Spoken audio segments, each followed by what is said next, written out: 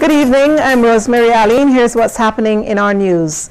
The Barbados Tourism Product Authority is working to ensure the island stands out in today's competitive tourism market, and so it has embarked on a new public awareness and education campaign aimed at improving the visitor experience, allowing Barbadians to take ownership of the industry. It's called I Am Tourism and was launched at the Olympus Theatres. Minister of Tourism and International Transport Richard Seeley says traditional tourism campaigns provided information about the sector, but I Am Tourism allows Barbadians to understand they too are important. Whether you work directly in the sector or not, you really are a part of tourism. I think the point I have constantly made is that the nation state of Barbados and the destination really are one and the same. Other tourism destinations, they can separate activity from what's happening tourism-wise. We don't have that luxury, and therefore it's important that everyone understands their part and is prepared to play that part. Chief Executive Officer with the Barbados Tourism Product Authority, Dr. Kerry Hall, says the BPTA will roll out several other programs and experiences involving Barbadians soon. People that would educate them, sensitize them to the opportunities that are available in tourism, be they career opportunities or business opportunities, and just connecting the dots for the Barbadian people so they fully understand that tourism is not just for a certain segment of individual. We all benefit from tourism. The quality of life that we have is sustained by the foreign exchange that tourism brings. Tourism pays our bills, tourism pays for our social services, tourism pays for the imports of everything we need for everyday life. So whereas there is a mindset that while Barbadians understand that tourism is important, there's still a bit of a disconnect in terms of understanding how I benefit. Guest Experience Manager at the BPTA, Marcia Allen, says the programs include Barbadian workers who interact with guests daily. So far for the year, we started in March. We've got 90 persons gone through the program, and we're running it every single month. It is our hope to increase it to twice a month. And we don't just do attractions. We also teach people that this is disability sensitivity. A lot of Barbadians, we say that we are fully disabled Barbados, but a lot of people don't even know simply how to actually engage somebody who's in a wheelchair or who has a disability.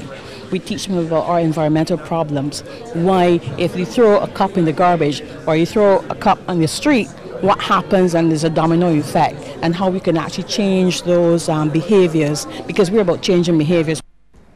Minister of Housing, Dennis Kelman, says government was left with a hefty bill following the construction of the Warren's office complex, paying out nearly $150 million on the project. The building, also referred to as the Barrack Building, was built at a cost of about $70 million.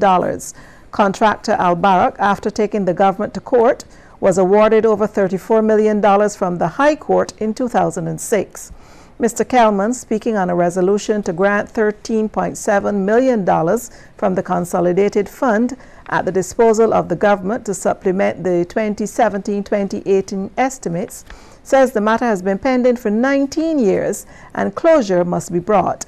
At present, government is dealing with legal fees for 2 attorneys. One attorney, Sir Richard Chapman QC, would have been awarded $9,571,797, and the other attorney would have been awarded $6,159,875, of which of which $2 million would have been paid previously.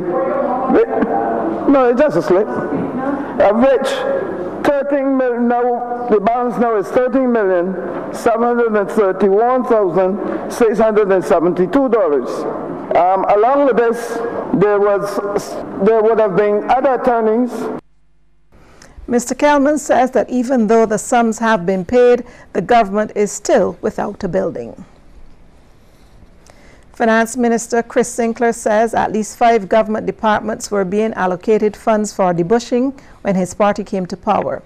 As a result, Mr. Sinclair says far more than $12 million allocated to debushing efforts was being spent. there were so many programs to which monies were allocated. It actually worked out to much more than $12 million. It went, in fact, above $25 million across all of the things, close to $13 million. So it's not a matter of you laying off the workers from these various programs, as we unfortunately had to do, and then we are now spending more money. We're actually spending considerably less money than if we had had a broader civil establishment. Mr. Sinclair adds, by establishing the National Environment Enhancement Program, government enabled people dependent on welfare to earn a living. St. Michael's Southeast MP Santia Bradshaw wants the application process of the National Debushing Program to be as transparent as possible, and she's also calling for more details about it. Ms. Bradshaw wants to know how the selection process for the workers will be conducted and whether small contractors can apply.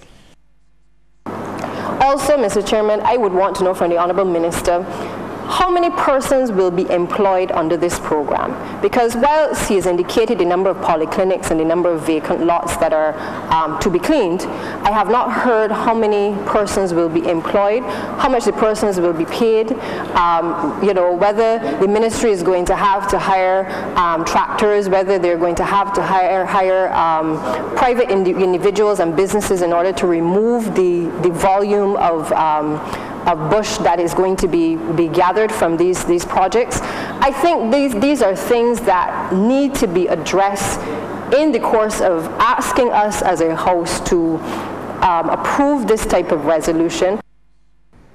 Foreign Affairs Minister Senator Maxine McLean is asking Barbadians evacuated from countries affected by Hurricanes Irma and Maria to contact the ministry urgently. The ministry is seeking to gather information to further facilitate the evacuation of Barbadians who are still stranded in the following hurricane-affected areas: Anguilla, Tortola, the British Virgin Islands, Turks and Caicos Islands, Puerto Rico, St. Martin, and Dominica. Barbadians who recently returned on humanitarian flights, commercial aircraft, or military Coast Guard vessels from the previously mentioned countries are being asked to contact the ministry with information pertaining to the date and method of their return to Barbados. They should send their names and other details to ncox@foreign.gov.bb and apadmore@foreign.gov.bb. This information will ensure the ministry has a complete record of evacuees to match the names of those already listed in the database to determine the number still in need of evacuation. Some members of the CBC staff were off the job today. According to reports in other sections of the media, they are protesting the non-payment of increments outside of the established salary scales. Those staffers who were entitled to increments received their increases today. However, executive members of the division of the Barbados Workers Union reported to the management of the CBC this morning that they were having a meeting outside of the CBC, but up to news time they had not returned. The CBC and the Barbados Workers Union have been in salary and wage negotiations for several months now. The union is asking for all workers to be paid 4 increments, whether or not the increases fall within the scales. According to Section 20C of the Caribbean Broadcasting Corporation Act, no salary in excess of such a sum as the minister may determine and notify in writing to the corporation shall be assigned to any post without prior approval of the minister. Coming up, we'll tell you why some St. George residents are calling for the closure of the Lower Estate Quarry.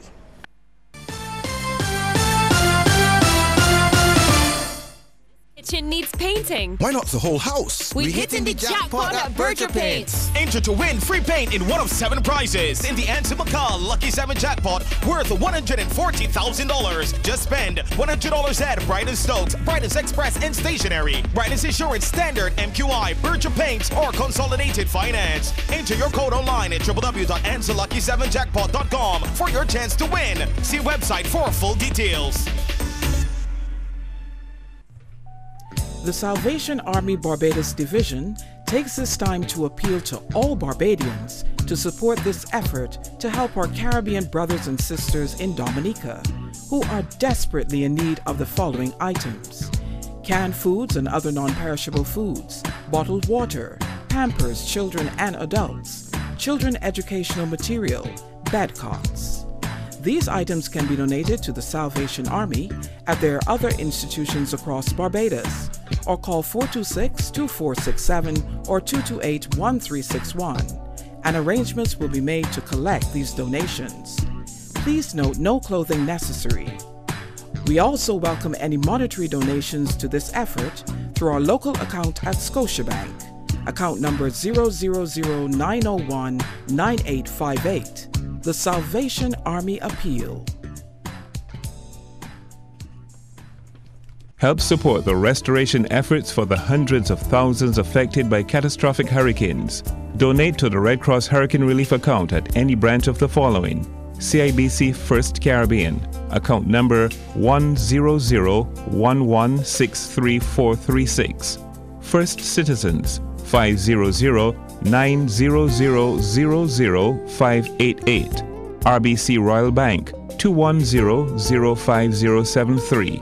And Republic Bank, 01804-153-1001. Monies raised will be sent to the International Red Cross for its restoration work for affected persons.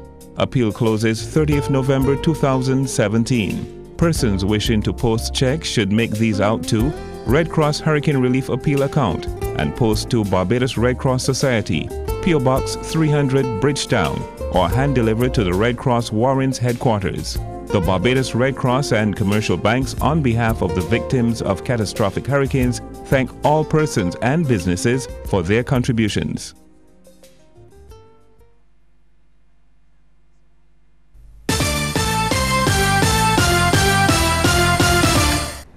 Tensions were running high as residents from the communities of Lower Estate and Erie Hills, St. George discussed solutions to the unbearable stench still coming from a landfill at the Lower Estate Quarry.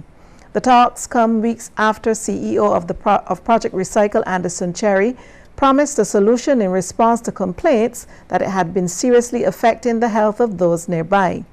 The issues escalated at an intense Tuesday night town hall meeting. What right do you have to mean we cannot open our windows when it's hot, when it's humid? We cannot open our doors. We can't invite friends to come and enjoy the garbage smell from your dump.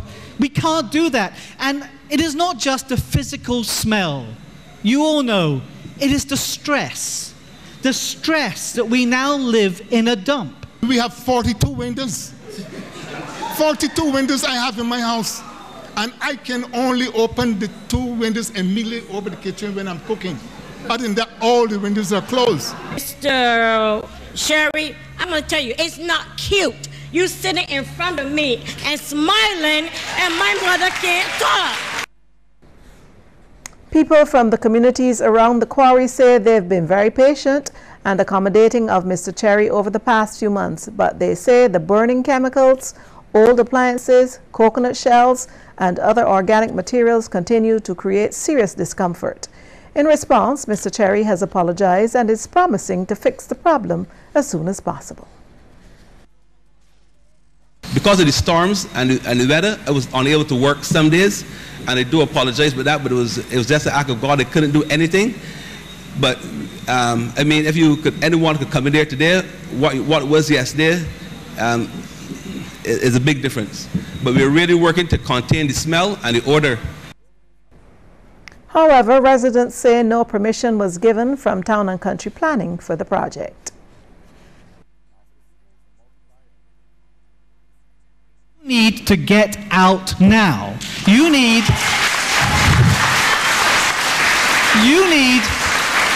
to cap that smell. You need to make good that place and cap that smell, repair that road and leave and go to a proper place for you to do what you do. But it's not surrounded by ordinary people trying to enjoy their life, because you have ruined that. Shut it and move on. But Mr. Cherry is adamant his business is not illegal. He says no planning permission was needed for such a project. According to him, the legality of his business's operations would have to be decided in court. An unimaginable health hazard. That's how engineering manager of the Barbados Water Authority, John Wanza, is describing the situation at that same Lower Estate quarry. Mr. Wanza, who lives nearby, says the mixture of chemicals at the quarry, along with the fact that the quarry isn't properly lined, could cause the country's water to be contaminated. When it gets into our water table, it mixes with chlorine, which is used to chlorinate our water. It is going to create cancer-causing materials that will eventually, in the long term, we may not see it tomorrow like the impact we're feeling now, which is immediate from the air quality concerns. But the groundwater concerns will be long-term, and eventually it will come back to haunt us. CEO of Project Recycle, Anderson Cherry, says there is in fact a clear lining at the bottom of the landfill, and that in the coming weeks there will be no more smoke coming out of the quarry. Police in Barbados continue their crackdown on locally grown marijuana. This time, 2,700 cannabis plants were uprooted and seized following a drug eradication operation at Indian Ground, St. Peter. The plants range from seedlings to 8 feet in height. Still to come, we'll hear from CARICOM Chairman Dr. Keith Mitchell on building codes. Attention all Barbadians, here is some good news. Barbados Lumber Company, Waterford and Speightstown will cushion the impact of the NSRL with 20% discount store-wide this Friday, September 29th and Saturday, September 30th. So march on over and get your lumber, plywood, paints, domestic hardware and other items at bargain prices. Don't miss it. 20% discount store-wide at Barbados Lumber Company this Friday and Saturday. This offer does not apply to cement and already reduced items. Terms strictly cash. Do you want audience numbers? Over 140,000 people are watching Morning Barbados and the evening news. 6 out of 10 top radio personalities are found right here at the CBC. CBC delivers the audience you need. Here comes Asa. Inspired by a true story, this series is set in 19th century Japan and tells the story of a woman who overcomes adversity to forge a path in the world of business. A heartfelt, humorous drama and romance. Here Comes Asa airs Tuesdays and Saturdays at 6 p.m. on CBC TV 8.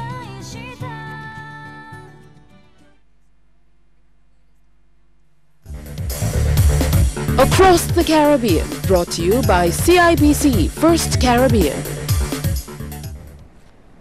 CARICOM Chairman Dr. Keith Mitchell says it may be time to look at a regional building code if the region is to be better prepared for strong storms and hurricanes.